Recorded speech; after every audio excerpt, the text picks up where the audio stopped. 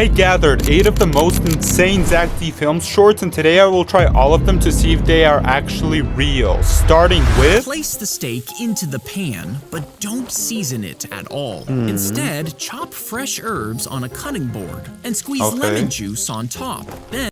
Are we seasoning the cutting board?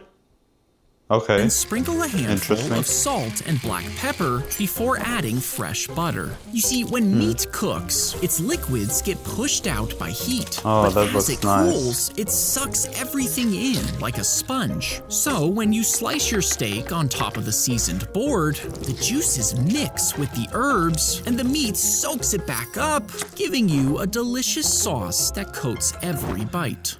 That actually looks pretty delicious. I gotta say though, I've never cooked a steak before, so I'm pretty excited to try it out. So we got a cutting board, a knife, and some rosemary, thyme, and sage. Let me grab a few pieces of the sage, some thyme.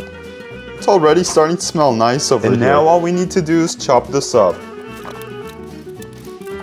Herbs are officially chopped. Okay, now we need to squeeze out a fresh lemon. Let's use this big chunk right here.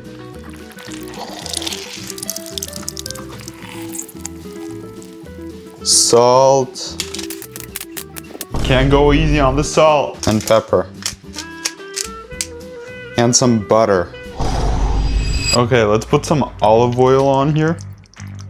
Let's put it up to like a 6. Yeah, that should be nice. And now we wait. And while we wait, let's grab some of that ribeye. Now I'm gonna place the steak on top of here.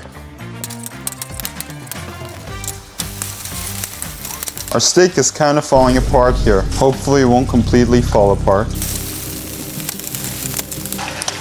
Oh, well, our steak is barely holding on to itself. Okay, I don't want to overcook the steak, but this is looking nice, so I'm gonna plop it on the cutting board now. We got our nice juicy steak coming right up, and look at that steam go. Oh, that smells nice. Don't want to leave any piece hanging. Okay, now I think we gotta cut it up, right? Let's do that.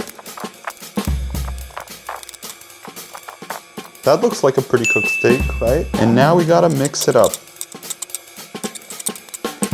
Dang, look how good this looks. And it smells so nice too. We're actually cooking right here. I got another piece of lemon left, so I want to add some to it. There we go. Let's mix it up a little more. Okay, let's try one.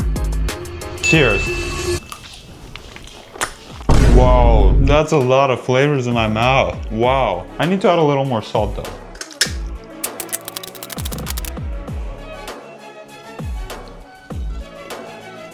Oh, that's so good. Wow.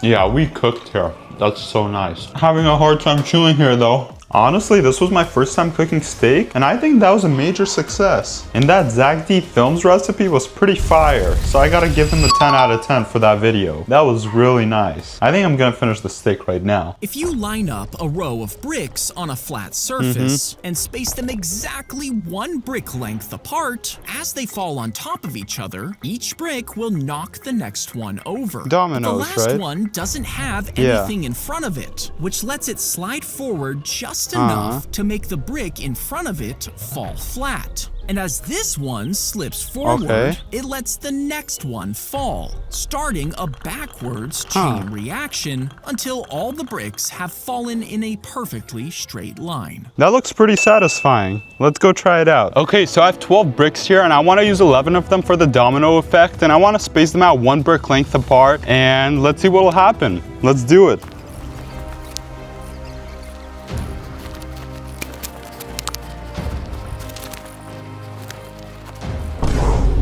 I gotta say, this is pretty tiring. Okay, so we actually have all our bricks set up right here, and I actually separated them an extra 1 centimeter away from each other because I want them to have more fall space when they're going backwards. Okay, so we have all the bricks set up, and I guess all that's left to do is to push it over. Man, I'm kind of nervous about this. Okay, here goes nothing, I guess. 3, 2, 1.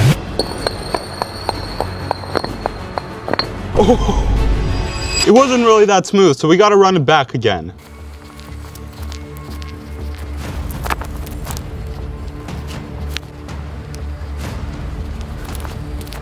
Okay, so this right here took me way too long to build out, so this will be my last attempt. But each brick is 1 brick length apart, and I'm looking forward to seeing the result. Okay, okay.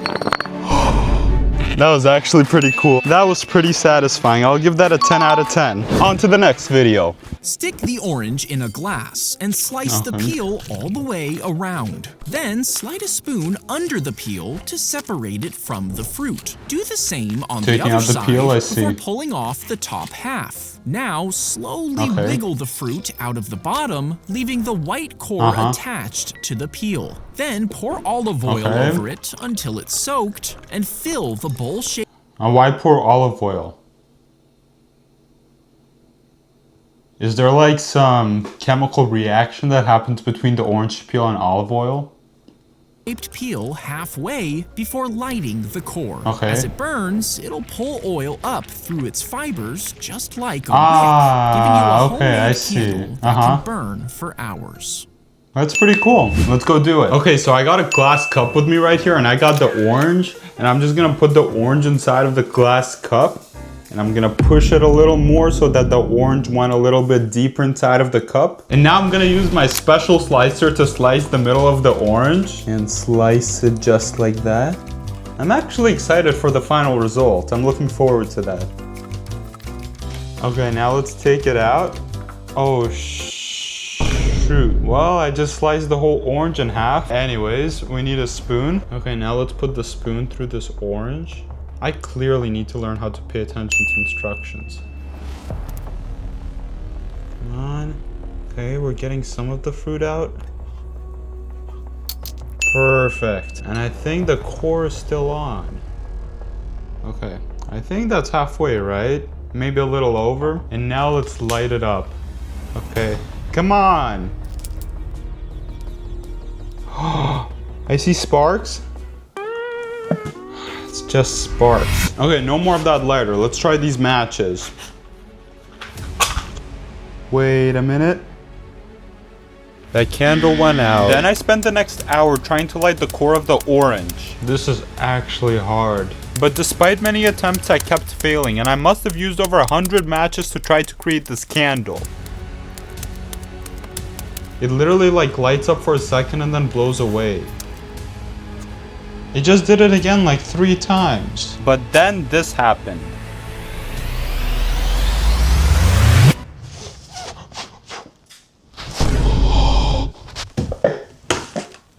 Okay, it just blew out, but it was lit for like 4 seconds, so I'm gonna count that as a success. I gotta say, this idea is pretty creative, but it took me like literally over 100 attempts for it to stay lit for like 3 seconds. So honestly, I'd give this a 7 out of 10. Twist out the stem, then press the base of both thumbs deep into the small stem cavity. Then wrap your fingers tightly around the apple and squeeze hard with your fingers. Hold that pressure and roll your thumbs outward. This causes your fingers to compress the apple from the sides while your thumbs pry the top apart. As you increase pressure, a tiny crack forms in the stem pocket and the apple splits cleanly in half. That would be a pretty cool hack. Okay, so first we gotta take the stem out of the apple. I just ripped it out. It's still in the apple. Well, I guess let's hope for the best. Then we have to put the base of the thumbs inside the small stem cavity, and we gotta push our fingers inward and our thumbs outward. Okay, I made a small crack within the apple.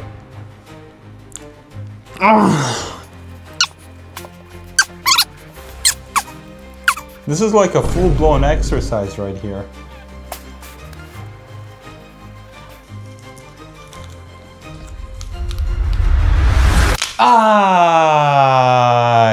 Yikes. I think we did it wrong.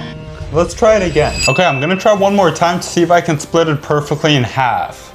So first I have to twist the stem out. Wow, I actually twisted it out perfectly this time. Now for the moment of truth. I really want to see if it'll split in half this time. Okay, we got 2 tears.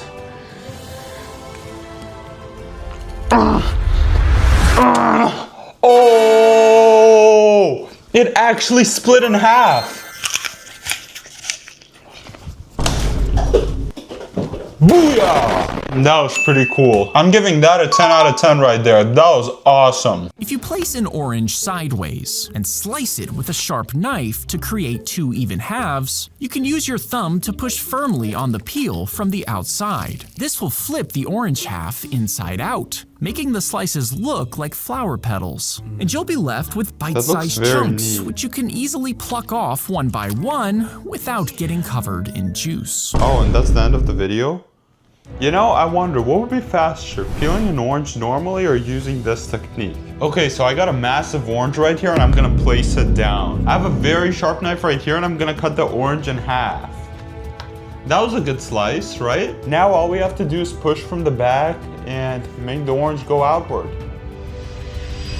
There we go. Wow, it actually worked. I mean, it's convenient, but it took way too long to make. Cheers. And my face is pretty clean after eating this. That's actually a pretty cool, neat hack. I kind of like this. I want to try this with another orange. Okay, so now I got 2 oranges and I'm gonna see which way is the fastest. Starting with ZagD Films.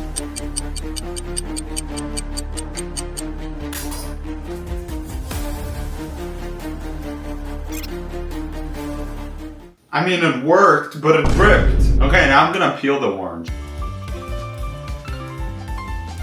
The orange is peeled. And now for the times. The results are in. Peeling the orange normally wins. And no offense to Zach, but it takes way too long to do it ZagD Films way without the orange peel actually ripping. So honestly, I gotta go with the orange peeling method that I did before. And honestly, this orange doesn't even look too bad. I give the ZagD Films video a 5 out of 10. On to the next. Add a few extra scoops so the coffee is strong. Then separate the yolk from the egg white like this. Plop it into a mug and add a teaspoon of sugar. Now beat the yolk and sugar together until it's thick and frothy, like a golden cream. Then pour the hot coffee right in and stir. Ah, so we're cooking the egg and the coffee. Okay, You see, the heat from the coffee gently cooks the egg yolk, while the sugar balances out the richness. Add in a splash of milk, give it a stir, and enjoy your coffee and an egg. An egg coffee? Are we for real here? Is this a thing? So I don't have a coffee machine like in the ZagD Films video, but I have this thing, so I'm just gonna put some of that coffee powder inside here and make a coffee like that. So I added 3 pretty big spoons of coffee inside of here, so I think it's a pretty strong coffee. Now I'm gonna fill this thing with some hot water. So now I'm gonna put it over the hot plate and create coffee. All we need to do is wait, and while we wait, let's do the egg. Okay, so I don't have a mug, but I have this cup, so I'm gonna use that instead. And I'm just gonna crack this egg open over this bowl. And I want to separate the egg white from the egg yolk. Perfect. And now I'm just going to plop the egg yolk inside of this cup, just like that. And I'm going to add a teaspoon of sugar. Okay, we don't need that anymore, but I will beat the egg yolk and sugar together. And I spent the next hour trying to make the egg creamy. 5 minutes in, and I knew that this process was going to be very long. But little did I know the coffee was already finishing up. And the egg was nowhere near the cream that I was looking for. So I spent the next 45 minutes mixing the egg, and slowly but surely it did get creamier. And this is our final product. Then I added the heated coffee inside the cup, and we ended up with this weird colored liquid. And now let's mix it up. Okay, now let's pour some milk inside. Oh, that's a little too much. And I guess now we just drink it. I gotta say, I'm not the biggest fan of coffee, so we'll see how this tastes.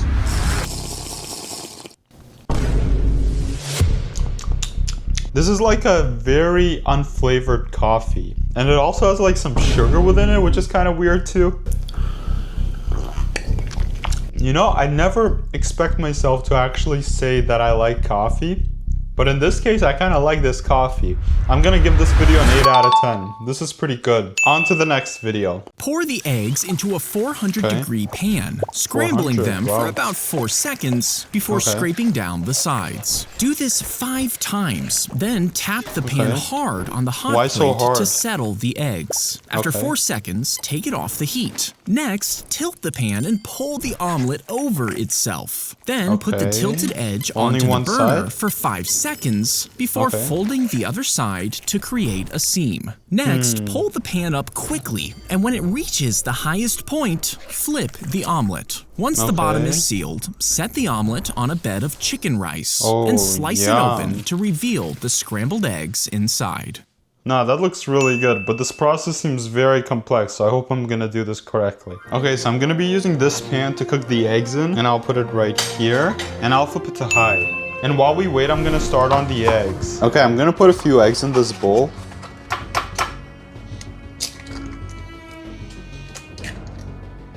And now I'm gonna mix the eggs. Okay, I think this bowl is a little too small actually, so I'm gonna grab this bowl instead. It's a little bigger. Okay, and I'll mix this up. Look at that. Okay, for some reason the meat thermometer isn't working, so I'm just gonna wait until I feel like it's 400 degrees. Okay, I'm gonna place the eggs in the pan. Oh yeah. Oh wow, that's already cooking.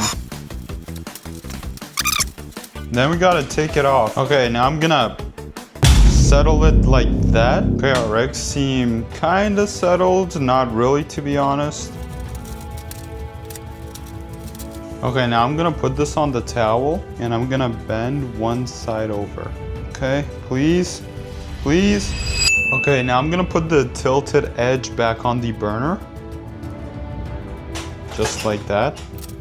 Okay, 5 seconds have passed. Okay, then we have to fold the other side over too. Just like that. Okay, these eggs look nice. Look at that. Okay, I'm gonna flip this. Okay, that was unsuccessful. I'm just gonna turn it instead. I think that will be much better. Okay, the eggs look good, but we need to make our fried rice right now. So for the fried rice, I actually bought this Taipei chicken fried rice right here from Safeway. Put that in right here and microwave it for 4 minutes.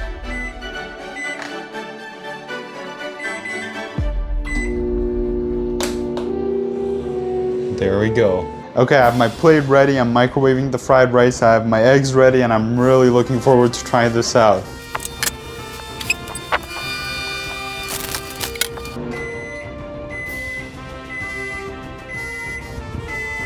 Okay, let's take out the fried rice. And now we're supposed to wait for like 2 minutes until the fried rice is ready, so that's what I'm gonna do. Okay, now I'm gonna lay the fried rice on top of the plate. Yeah, we got this fried rice right here. Gonna fully lay it out. And I wanna organize it so that it looks really nice. Maybe we should have taken a bigger plate. Let's take a bigger plate. And now let's plop the fried rice on this plate. Perfect. That looks really nice. Look at that fried rice on top of here. That looks pretty nice. I kind of like this. Okay, wait, now I have the eggs and I'm gonna put them on top of the fried rice. There we go, our eggs go in on top of the fried rice. Oh. Oh, just like that. Bro, honestly, we may have cooked over here. This looks really nice. Okay, wait, now I wanna cut this open. Oh, wait, it's coming out, it's coming out. Hey, we got one complete. Well, I mean, it kind of worked, didn't it? Okay, let's put some salt and pepper on here too. Nice. There we go. Okay, I'm pretty excited to try this out. I'm just gonna cut some of that egg and get a big scoop of that fried chicken rice. Oh my God. Yeah, that's so good. You know, it's missing something. We gotta add some of that soy sauce on here too.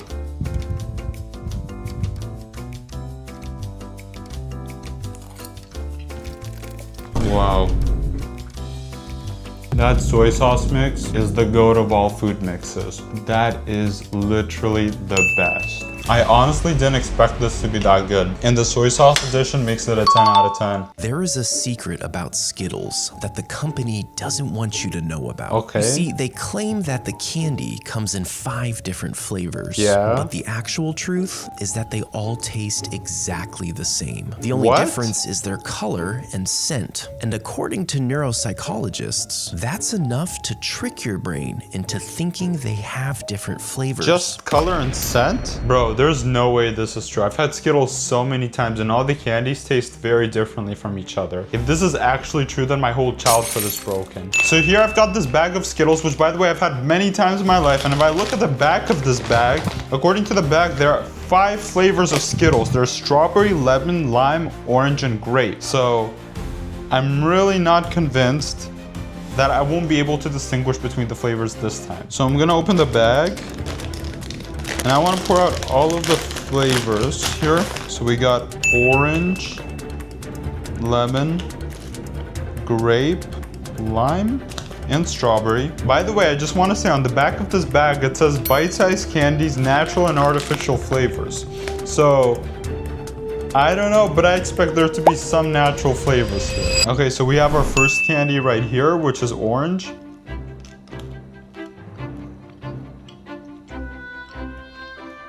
Tastes exactly like orange. Literally exactly how I remember it. Okay, now we've got strawberry.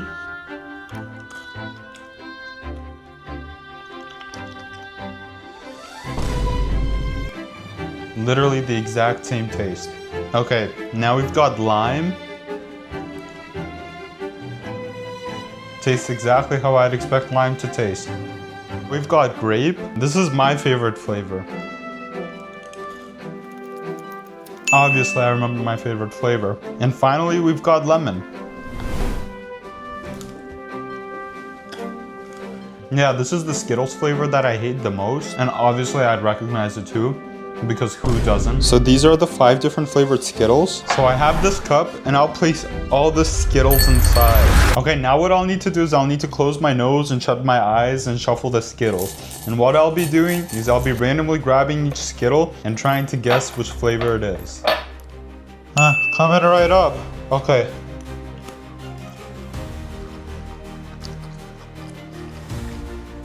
I feel like that's orange. That's gotta be orange, right?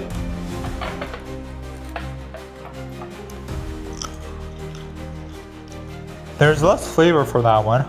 And I know strawberry tends to have less flavor. So I'm gonna put strawberry for that one. Let's try the next one. How can you breathe in this stuff?